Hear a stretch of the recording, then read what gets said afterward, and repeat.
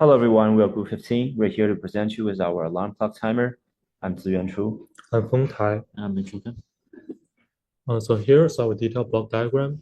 We have an overall clock module, and there's a mux inside it to choose between alarm clock and timer clock. And for alarm clock, there's a binary clock inside it, as it will assign the time that we want to show to the visual controller and the pixel generator, and then they will send the output RGB to our screen. And for timer, it's the same. The timer module here will send the time that we want to show to the visual controller and the pixel generator, and then they will generate the RBG. And here's our detailed code. So first we want to talk about the binary clock. We have some inputs. The first one is the 100 megahertz clock, and it's from FPGA. And we have a reset button and a mode button. Also, we have second button, minute button, and hour button. These buttons are to adjust the time, and the main output is the numbers that we want to show. As we use button as an input, so we need debouncers. Here's the 3D bouncer for the three buttons. And also, we want to get a 1 hertz clock, so we use a clock divider. So it works mainly as we have a counter, and we count to around 50 million, then our 1 hertz clock will flip one time. And here's the main logic of our clock. So for example, here's the second. If we reset, then we set second counter into 0. If we press the button, then we increase it by 2. If it's 59, then we change it to 1. And if we did not press the button, then if it's 59, then we set it to 0, where we just increase it by 1. And it's the same for the hour and minute. And also at the end, we want to split the number. For example, if second counter is 59, then we split into 5 and put it into second first, and 9 into second. And that's the logic for the binary clock. And now I'll introduce the timer. The logic of the timer is very similar to our binary clock. Which we did is we take away the three buttons, which is used to set the timing for the alarm clock, which is useless in this module, and we add to input start and pause as switches into this module. So what we want is a button, a clock that we can control. So we add a JK flip-flop before our clock signal, as you can see here. So we assign the start as J and pause as K.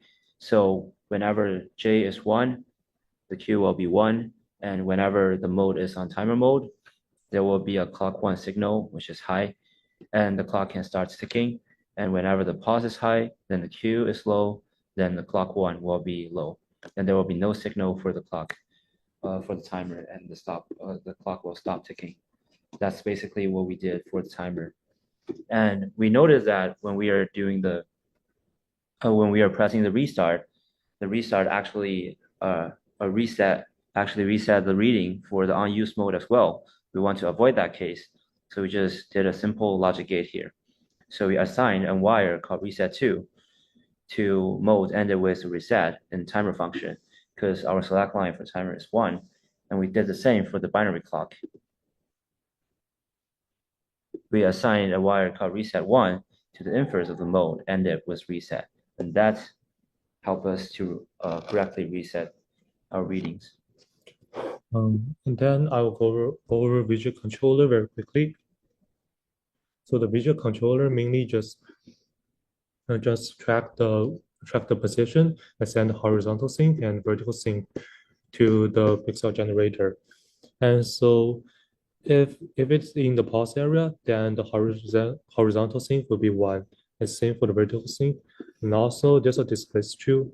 Only when the position is in the display area, the display true will be true. And then here's the pixel clock generator. So the main logic is like we get a position and then we find this position in the room. For example, it is here. It's a 0.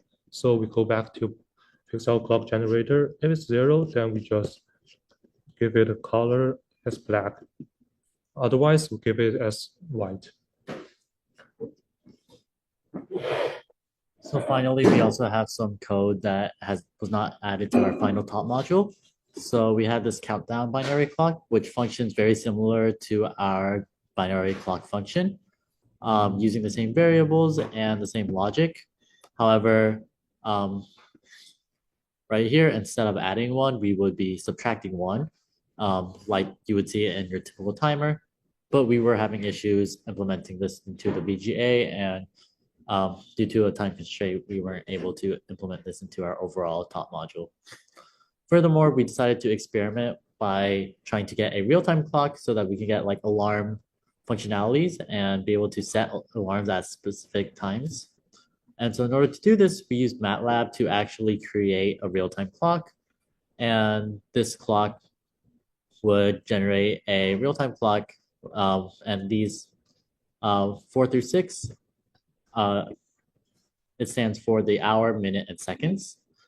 And so MATLAB would generate this, and we would have this receiver module, which is a module that communicates to FPGA using UART. And so it has a clock, a reset, an input, and then an 8-bit output as well.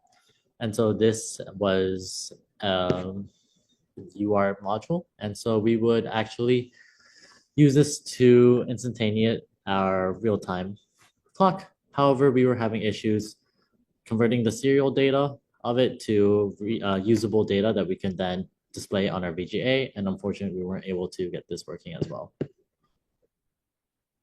And finally, we have our constraints file, which includes all of our buttons and our switches. It also includes anything we needed for our VGA, as well as the interface for our UART. Hello guys, this is the FPGA board for our project. So I'm gonna introduce the buttons and the switches to you. So this button here is our button under the alarm clock mode. When you press this button, this will increment the reading of the hour by 1. And similarly, this is the middle button and this is the second button. So this button on the top is a reset button. It works under both the alarm clock mode and the timer mode. When you press this button, it will reset the reading to the all zeros. And here is the switch mode. This is a switch for the mode. Under off condition, it indicates that we are currently under alarm clock mode, and when we push the switch upward, which makes it on, it will turn to the timer mode. Since we don't have enough buttons, we are only leaving with one now, we will use the switches for the start and pause function under the timer function. So this switch here is the start, and this here is the pause. When we push the start upward, the timer starts, and we push the pause upward, it stops. So basically that's it. And now we'll show you how our clock works. As you can see, now the reading is 22, 53, and 28 seconds. Now I'll press on the minute button to increment the reading of the minute. As you can see, the number increases. And after it reaches 60, it will go back to 0. And as well as the second button, it will increment by, it's incrementing by 2 because the reading only alters after 1 second, so it makes perfect sense. And now I will increment the hour as well. You can see it's looping itself every 24 hours. And when you press the reset button, it should reset all the readings to 0. There's a short delay, so like a couple of seconds, so it should be reset to 0. Now I'll show you the timer mode. I push up the switch for the mode button, and now you can see there's a small T indicating we are under timer mode. So in this mode, when I push start, it will start count. And whenever I feel I want to stop it, just push the pause. And the timer will stop. And if you want to start recording for new stuff, just press restart. And the timer will be set back to 0 again. So that's all for our clock. Thank you.